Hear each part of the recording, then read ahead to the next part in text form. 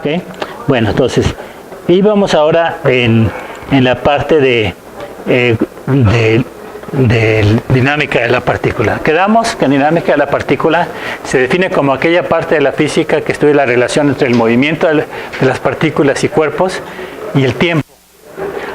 Esta es una parte. Esta parte que tengo aquí hasta aquí es la parte que se llama cinemática.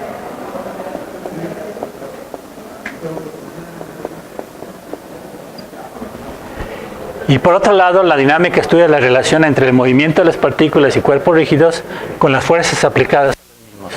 Esta parte hasta aquí es lo que se llama cinética. ¿Sí? Usualmente uno empieza a estudiar primero la cinemática y después la cinética. ¿Ok? Entonces, además, una cosa importante es que la dinámica emplea dos modelos. Dos modelos significa dos abstracciones de los objetos de los objetos físicos.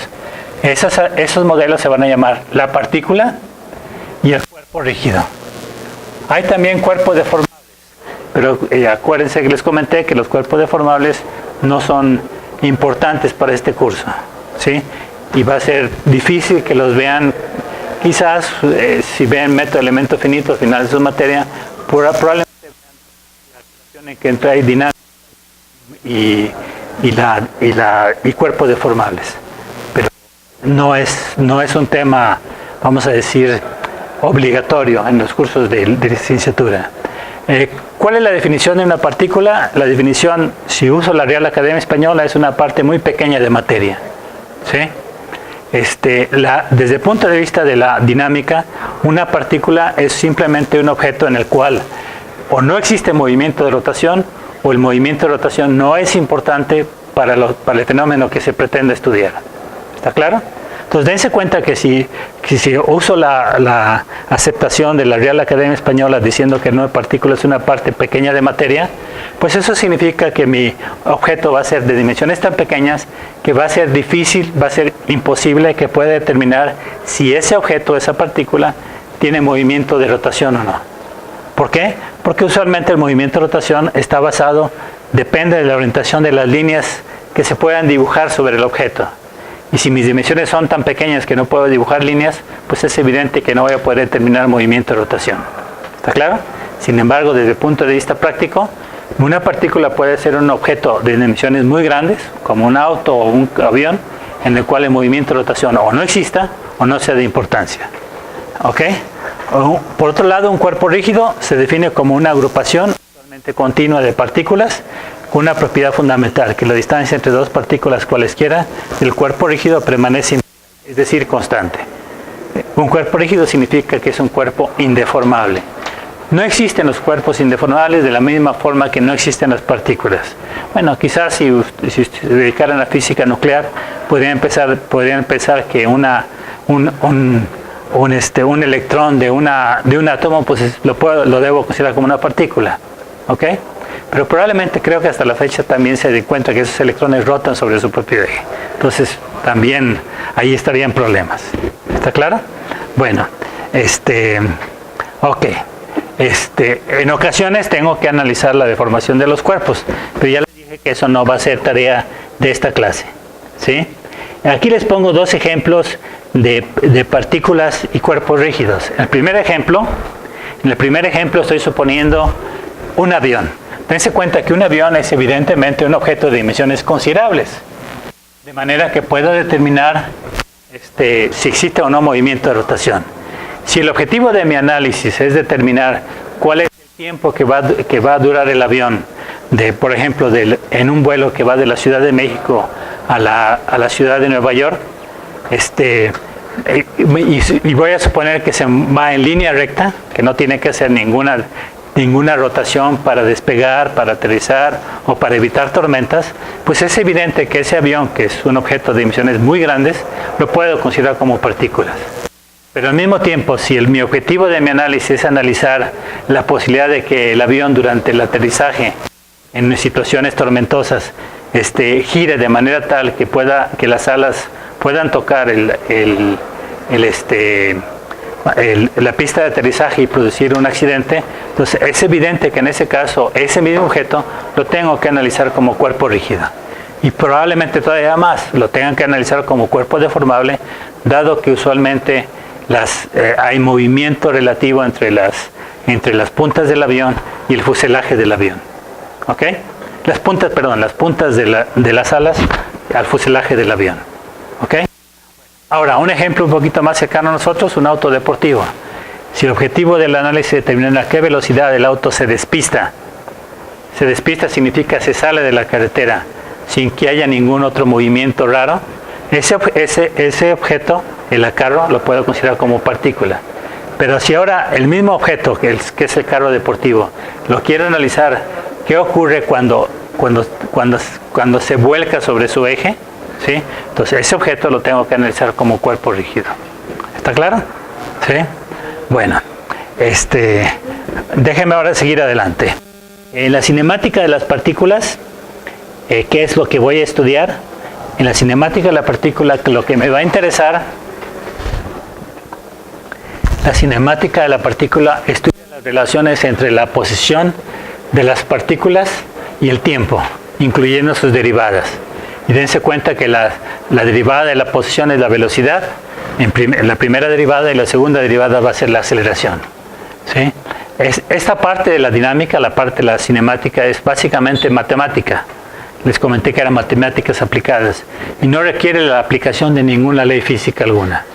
La cinemática de la partícula se divide en los siguientes temas: translación rectilínea, translación curvilínea en el plano, y en el plano usualmente uso coordenadas cartesianas, normal tangencial, radial transversal.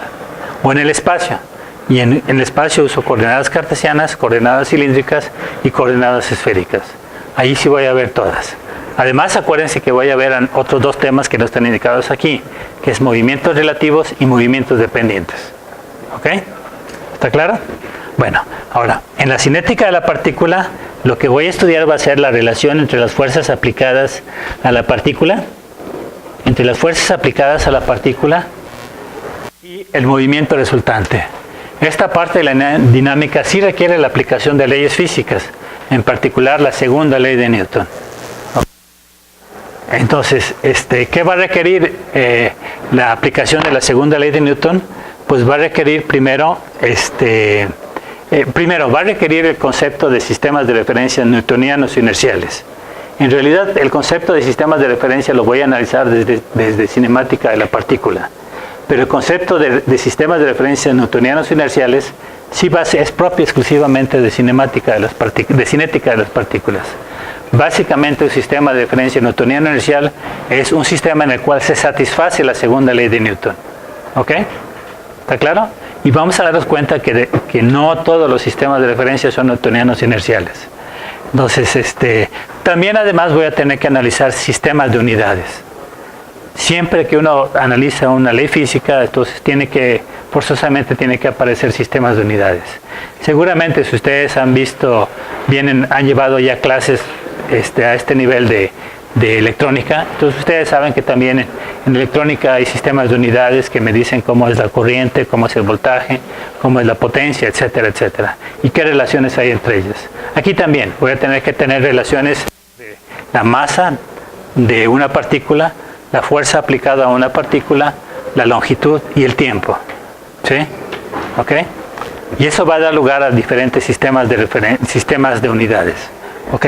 Ahora, cuando aplico la segunda ley de Newton, la puedo aplicar la segunda ley de Newton de tres diferentes formas. Primero, aplicando la segunda ley de Newton tal cual la determinó Newton hace más de 400 años. ¿Sí? ¿Ok? Que me relaciona las fuerzas aplicadas a la partícula con la aceleración. Lo puedo aplicar también integrando esa ecuación con respecto al desplazamiento que sufre la partícula. A la hora que hago esa integración con respecto al desplazamiento que sufre la partícula, voy a tener que aplicar un concepto que seguramente ustedes estudiaron en cálculo vectorismo teorema, que son integrales de línea. ¿Recuerdan eso? ¿Sí? Bueno, aquí esas integrales de línea van a aparecer también. ¿Sí? Y lo que va a dar lugar a la aplicación de esas integrales de línea, la segunda ley de Newton, va a ser la aparición del método de trabajo de energía. ¿Ok? Ahora, esa misma segunda ley de Newton puede integrarlas con respecto al tiempo. Y a la hora que integre con respecto al tiempo va a dar lugar al método de impulso e ímpetu. Y ese impulso puede ser impulso lineal o impulso angular. Y el ímpetu también puede ser ímpetu lineal o ímpetu angular. ¿Está claro? Vamos a ver. Creo que aquí ya voy a empezar con cinemática, el primer tema, que sería cinemática de la partícula en relación rectilínea. ¿Ok? Bueno, vamos a ver qué puedo hacer. Bueno, antes que eso, tengo que definir lo que es sistemas de referencia. Dejen poner aquí mi figura tal cual, ¿sí? Discúlpenme, no soy un artista. Déjenme amplificar esto un poquito más, porque si no, no se va a ver. ¿Ya se ve mejor? Ahora sí ya se ve mejor. Bueno, este conjunto de elipses que está aquí, estoy suponiendo que es una... ¿Sí? Y un sistema de referencia básicamente va a ser una persona que va a tener dos cosas. Va a tener una regla, dejan ponerle aquí, una regla, y por otro lado va a tener un reloj, un cronómetro, vamos a pensar. ¿Ok? ¿Cuál es la idea de esto? Un sistema de referencia va a ser simplemente una persona que tiene una regla y un reloj. ¿Sí? ¿Cuál es el objetivo de que tenga esa regla y un reloj? Bueno, el objetivo va a ser que con esa... Bueno, tengo que usar un poquito mi imaginación, pero la idea es que con esos dos pedazos de información, bueno, con esos dos instrumentos, el reloj y la regla, déjenme de nuevo volverlo a poner, aquí está mi regla, aquí está mi reloj, sea capaz de calcular el vector de posición de la partícula con respecto a este punto, ¿sí? Es decir, lo que quiero calcular es lo que tengo allí indicado R como función del tiempo, por eso necesito el cronómetro, ¿sí? Esta regla la necesito para calcular ese vector de posición. Claro, aquí dense cuenta que tengo que usar mucho mi imaginación para imaginarme que esta persona va a ser capaz en un instante dado de calcular este vector de posición. Pero teóricamente lo podría hacer. ¿Ok? Entonces, en sentido más estricto, lo que quiero calcular es el vector de posición de la partícula P con respecto al origen de mi sistema de referencia como función del tiempo. ¿Ok? ¿Sí? Ok. Ahora, ese es un sistema de referencia. De esos sistemas de referencia hay mucha variedad. Puedo pensar, por ejemplo, ustedes pensarían que si yo estoy ahorita con imagínense que estoy viendo el movimiento, el vuelo de una mosca. ¿Okay? Que estoy parado aquí, que tengo mi cronómetro y que tengo mi regla. ¿Sí? Y que quiero observar el movimiento de esa mosca. ¿Qué características dirían que yo tendría como sistema de referencia? ¿Sí, un sistema de referencia fijo? Díganme.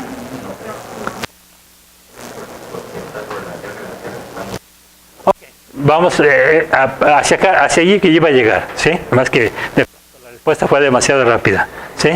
Si no toma en cuenta el movimiento de la Tierra, lo podría considerar como un sistema de referencia fijo, ¿ok? Vamos a pensar que ahorita en esta pequeña discusión no considero el movimiento de la Tierra. ¿Está claro? ¿Sí? Entonces, si no considero el movimiento de la Tierra, yo que estoy parado aquí, me considero como un sistema de referencia fijo observando el movimiento de la mosca. ¿Ok? Ahora piensen que junto a mí está uno de ustedes que se para, pero él no permanece fijo, sino se mueve. Imagínense que me desdoblo en dos. Uno que se queda parado y uno que va a hacer el siguiente movimiento.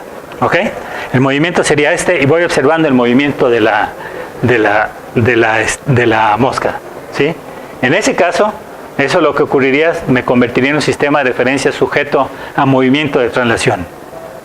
¿Está claro? ¿Sí?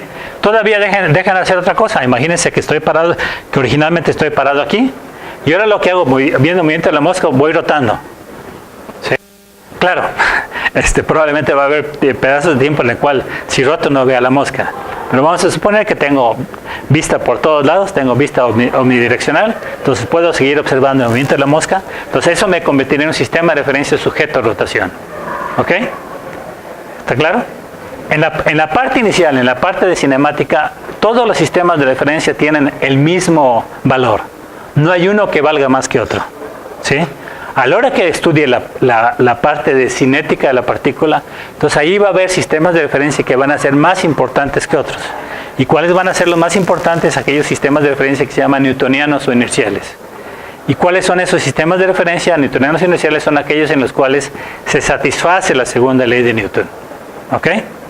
Después van a ver, no en este curso, sino en el curso de dinámica de la partícula, van a ver que para efectos de ingeniería mecánica, ¿sí?, donde las velocidades no son muy elevadas, ¿sí?, un sistema de referencia fijo en la Tierra es una buena aproximación de un sistema de referencia newtoniano inercial. ¿Está claro? ¿Sí? Sin embargo, existen sistemas de referencia que no son newtonianos o inerciales. ¿Ok? Y que tienen que tener cuidado. Ok, bueno, ahora, aquí viene, dense cuenta, estoy aprovechando esta figura también para indicar, además del concepto de sistemas de referencia, el concepto de sistemas coordenados. El sistema de referencia es uno solo, aquí tengo un solo sistema de referencia, que puedo suponer que está fijo, y que su objetivo es calcular este vector, ¿ok? ¿Sí? Aquí le puse más detalles, diciendo que es el vector de posición de esta partícula P con respecto a este punto. El punto O, ¿ok? Ahora, dense cuenta que ese vector de posición lo puedo expresar de diferentes formas. Y eso da lugar a lo que se llama sistemas coordenados. ¿Sí? Frecuentemente se confunde sistemas coordenados con sistemas de referencia. Y son dos cosas diferentes. Un sistema de referencia, de nuevo lo vuelvo a repetir, es simplemente una persona con dos dispositivos. Una regla y un reloj. ¿Ok? ¿Está claro? Y esa persona puede estar fijo o puede estar trasladándose, puede estar rotando, puede hacer piruetas. Ese es el sistema de referencia. Ahora, una vez que tiene la expresión de este vector, ¿cómo lo va a expresar este vector? Ahí va a dar lugar a lo que se llama sistemas coordenados. Y aquí tengo expresados, dense cuenta, los tres sistemas coordenados que voy a usar en este curso. Déjenme ver qué color es. En rojo tengo sistemas coordenados cartesianos. ¿Por qué? Porque aquí tengo lo que se llama ejes cartesianos, los ejes X, Y y Z. Son lo que se llama ejes cartesianos. Y cada una de estas componentes, la componente X, la componente, bueno, aquí está mal. Ah, no, sí está bien. Discúlpeme. La componente X, que es paralela al eje X, la componente Y, que es paralela al eje Y, y la componente Z, que es paralela al eje Z, las rojas, me representarían las coordenadas, las componentes cartesianas de este vector de posición. ¿Está claro? ¿Sí? Pero no es la única forma en que pueda encontrar las coordenadas de este punto. ¿Sí? Es decir, ese vector lo podría expresar, ese vector de posición lo podría expresar como X por el vector unitario Y más Y por el vector unitario J más Z por el vector unitario K.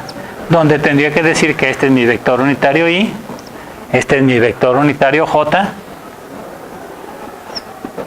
y que este es mi vector unitario K. ¿Ok? Y que mis componentes serían X, mis coordenadas, perdón, serían X, Y, Z.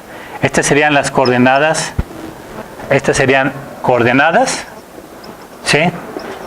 Y en este caso estas coordenadas serían cartesianas. ¿Ok?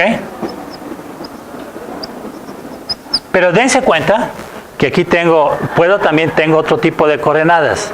Dense cuenta que la localización de este punto lo podría localizar con esta componente y esta otra componente, pero para localizar esta componente también necesitaría este ángulo.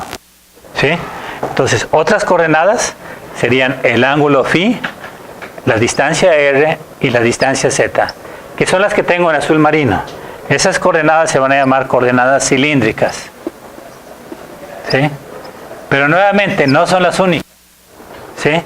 La localización de este punto también la podría usar usando la magnitud de este vector en verde, r, la magnitud de este ángulo θ que hace este vector con el plano XY y el ángulo φ, que es el ángulo que hace la proyección de este vector sobre el plano XY con respecto al eje Z. Y entonces tendría también coordenadas esféricas. ¿Sí? Déjenme decirle, en coordenadas esféricas se vuelve todo un problema. Bueno, mis coordenadas serían R, después serían θ y después sería φ. Las coordenadas esféricas tienen que ser muy cuidadosas porque diferentes libros usan diferentes combinaciones. Algunos libros, en lugar de usar este vector, en lugar de usar este ángulo, usan este otro ángulo. ¿Sí? ¿Ok? Entonces tienen que ser cuidadosos a la hora de que estudie coordenadas esféricas. ¿Sí? Entonces, esa es la primera tarea que voy a hacer. Aquí lo primero que ustedes tienen que hacer es distinguir entre coordenadas, entre el concepto de sistemas de referencia y sistemas coordenadas. ¿Sí? Dense cuenta que tengo un mismo sistema de referencia, pero tengo aquí la posibilidad de determinar las coordenadas de mi punto usando coordenadas cartesianas, coordenadas cilíndricas y coordenadas esféricas. ¿Ok? ¿Está claro?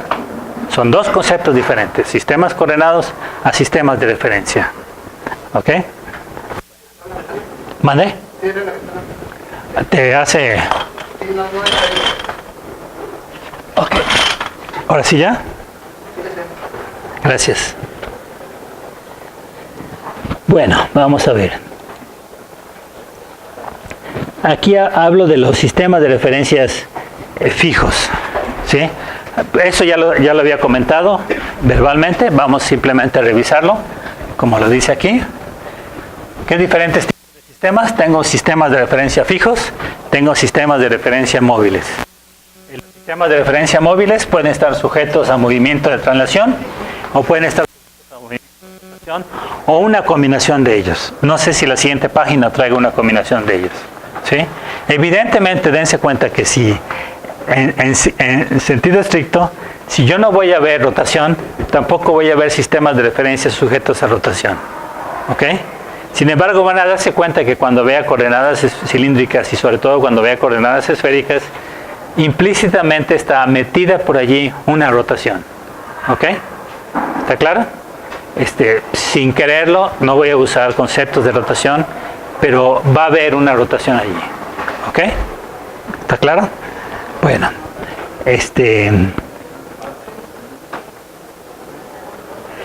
Dios mío. Yo creo que tengo que volverlo a como lo tenía en mi, déjenme ponerle tipo. Se llama dinámica de la partícula. Por favor, díganme cuando lo vean. Aquí está. Ok.